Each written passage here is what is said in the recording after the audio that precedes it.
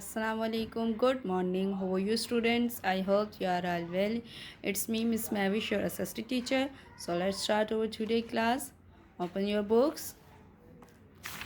You have completed chapter 1 and chapter 2 and chapter 3. We are on chapter 3, which is belong to the history section, and the chapter 4 is world travelers. We are doing reading of this chapter, which is mentioned in 135. So let's continue our reading. 135 open कर लीजिए.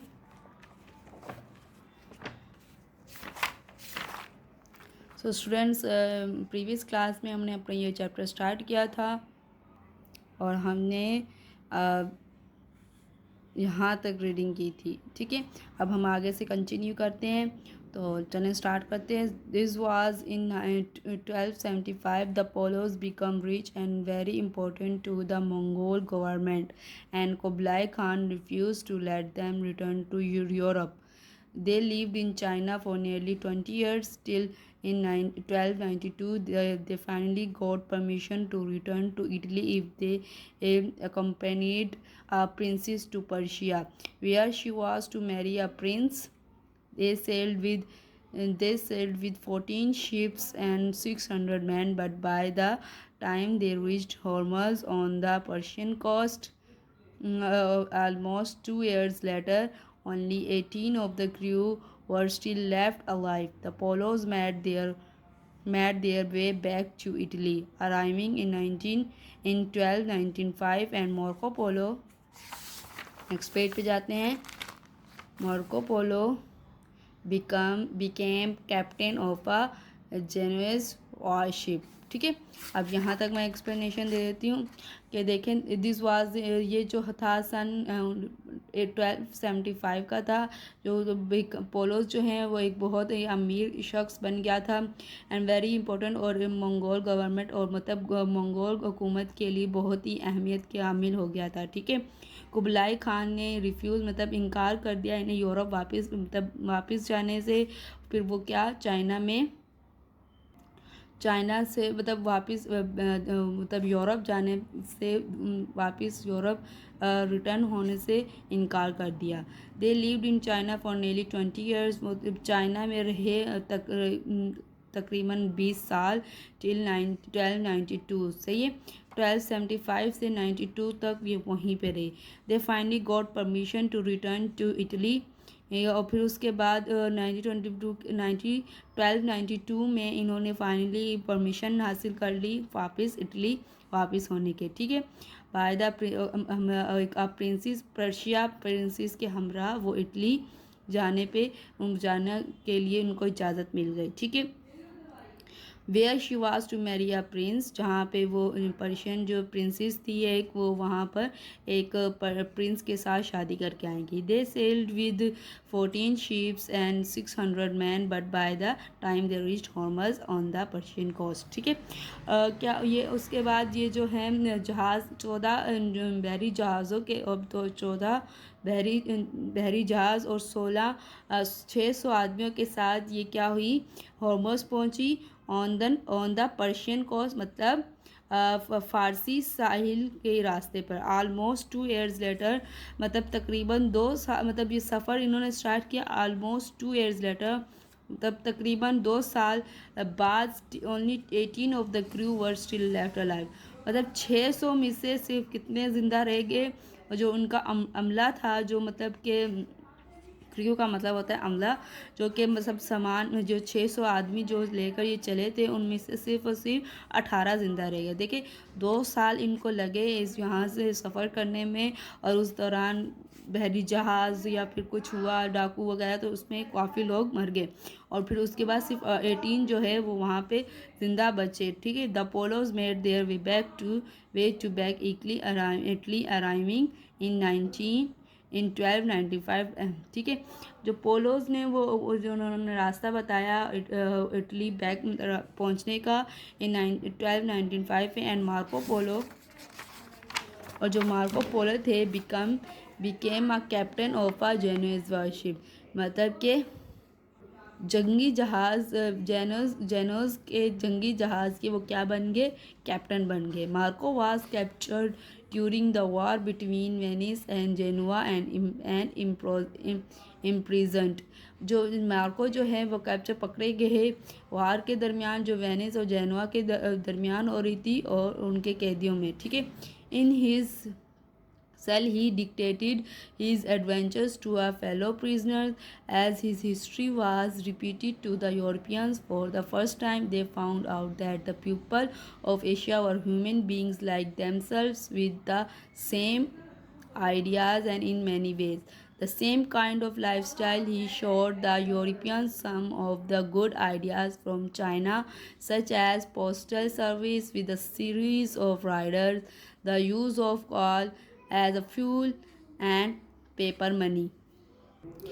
तो जब ये पकड़े गए तो इन्होंने अपने जो इनके साथ कैदी थे, उन्होंने उनको अपने एडवेंचर जो इन्होंने इतने अरसा सफ़र किया उसके बारे में इनको बताया। और इनकी स्टोरी जो है वो फर्स्ट टाइम मतलब लोगों को यूरोप के रहने वालों को पता चला कि फ़र्स्ट टाइम इनसे पता चला, स्टोरी के दौरान पता चला कि एशिया में भी इनकी तरह एक ह्यूमन बींग्स लेते हैं, मतलब इंसान रहते हैं, और सेम आइडियाज़ मतलब उनके भी कुछ सेम तौर तरीके हैं इन जैसे, और उनका लाइफ स्टाइल जो मतलब रहने का जो स्टाइल है वो भी इनसे मिलता जुलता है, ठीक है।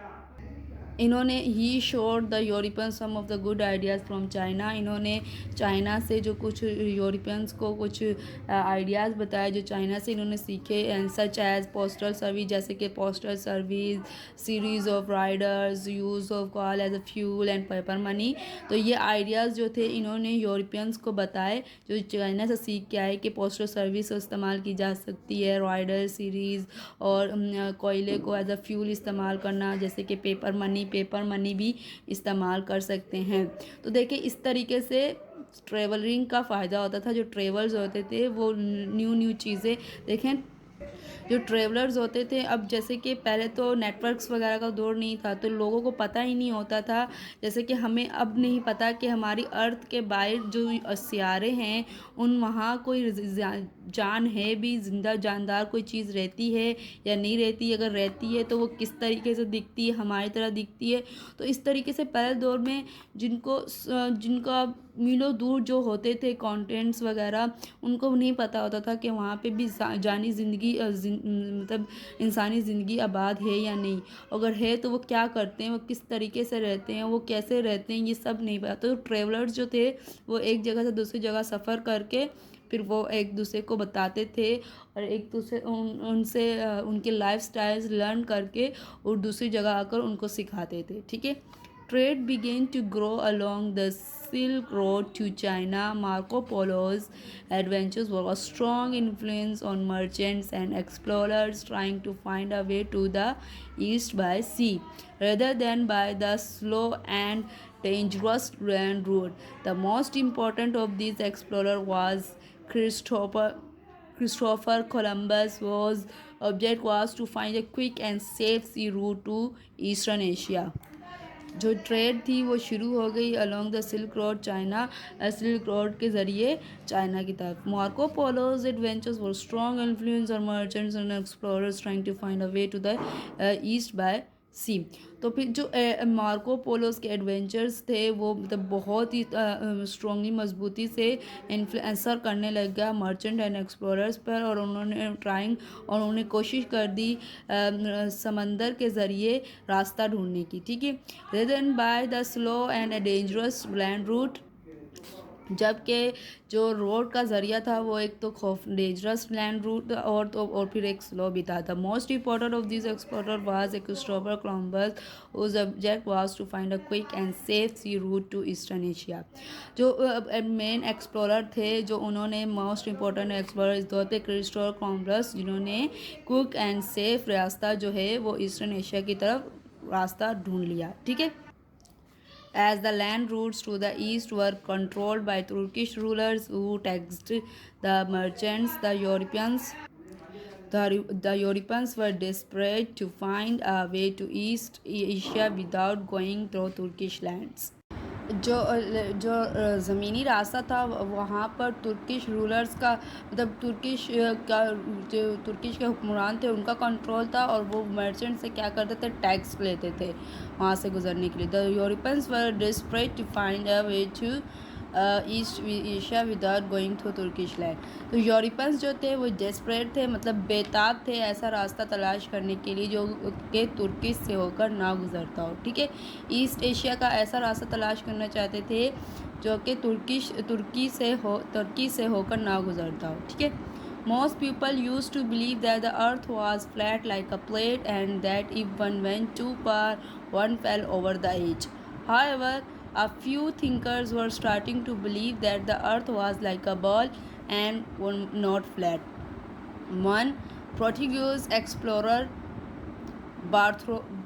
Bartholomew Diaz 1450 to 1500, was determined to find out and sailed southwards along the coast of Africa. He crossed the equator and sailed on for many weeks, keeping close to the shore. Then the crew found that the sun was rising on the right-hand side of the ship, whereas earlier it had been rising on the left. ठीक है, पहले जो ज़्यादातर जो लोग थे, मतलब पहले के लोग ज़्यादा अर्ली पीपल्स जो थे उनमें से ज़्यादा लोग ये सोचते थे कि जो अर्थ है वो फ्लैट है, सीधी है, एक प्लेट की तरह, और इसके हम अब तक दूर जाते जाओ तो इसका कोई ना कोई कोना मिल ही जाएगा। However, a few thinkers were starting to believe that the earth was. फिर उसके बाद क्या हुआ कि कुछ थिंकर्स, कुछ में से जो नाम मफरूज़ात रखने वाले थिंकर्स जो थे उन्होंने कहा करना शुरू किया कि उनका मानना शुरू हुआ कि अर्थ क्या है, एक बॉल की तरह है एंड नॉट, वो फ्लैट नहीं है। वन पोर्टुगीज़ एक्सप्लोरर, मतलब पुर्तगाली जो एक्सप्लोरर थे बार्थोलोम्यू डियाज, जो कि 1450 से 1500, मतलब ये उनका डेट ऑफ बर्थ है, ये उनका date of birth of air और डेथ ऑफ एयर है। ठीक है, was determined to find out and sailed southwards along the coast of Africa. ठीक है, he crossed the equator and sailed on for many weeks, keeping close to the shore, and then crew found the sun was rising on the right hand side of the ship, whereas earlier it had been rising on the left. ठीक है, ये जो पुर्तगाली explorer थे Bartholomew's, इन्होंने find out किया कि sailed southwards along the coast of Africa, जो सेल्ड थी शिप्स वगैरह थी वो साउथ अफ्रीका, साहिली अफ्रीका की तरफ थी, की जानिब की तरफ होती थी। He cross the equator and sailed for many weeks, keeping close to the shore. इन्होंने इक्वेटर एंड सेल जो थी वो काफ़ी हफ्तों तक उसके शोर में रहे। And the crew found that the sun was, उनका जो अमला था, फिर उसके जो अमला था उन्होंने न तलाश किया कि सन जो है वो शिप के राइट साइड से निकलता है। ठीक, पर बाद में पता चला, जबकि whereas earlier it had been rising on the left, और पहले के लोग मानते थे कि वो सूरज जो है वो लेफ़्ट साइड से निकलता है। ठीक है, what had happened of course was that Diaz and his men had sailed right round the southern tip or cape of Africa and were now sailing northwards, but Diaz's men then rebelled and he was forced to return to Portugal. फिर हुआ क्या, of course जो Diaz और इसके आदमी थे वो सफ़र sail right round the southern tip मतलब जनूब अफ्रीका की जनूबी दाएं तरफ जो है वो सफ़र कर रहे थे। ठीक है, और एंड वर नाउ कर चुके थे। ठीक है, कर चुके थे और and were now selling northwards, और अब वो सफ़र कर रहे थे शुमाल कोरिया की तरफ। But Diaz's men then rebelled and he was forced to return to Portugal. फिर क्या हुआ, जो दियाजिज के आदमी थे वो रेबल मतलब बागी हो गए, एंड ही वाज फोर्स्ड, और फिर वो फोर्स मतलब उनको फोर्स हो गया पोर्टुगल वापस जाने के लिए, पोर्टुगल वापस तरफ दाएं मुड़ने के लिए। ठीक है, तो यहाँ तक आज हम अपनी रीडिंग कंप्लीट करते हैं। अपनी डेट मेंशन करते हैं 10, 12, 20। ठीक है, what do we call this cap today? आज के दौर में कैप को क्या कहा जाता है? Why do you think it was given this name? आपके ख्याल में इन्हें ये क्यों नाम दिया गया था? ठीक है, तो आपने इन दोनों क्वेश्चंस के आंसर भी ढूंढने हैं, ये आपका टास्क है। और साथ में आपने ये क्रिस्टोफर कोलंबस की भी जो हैं ट्रेवलर, इनके बारे में पढ़ना है। इनका यहाँ से लेकर पेज नंबर 137 के यहाँ तक है। तो ये आपके होमवर्क है, आपने इसकी रीडिंग करनी है। इसके जितने भी है उसका सारा पढ़िएगा, और इससे आपके बहुत से कॉन्सेप्ट्स क्लियर होंगे।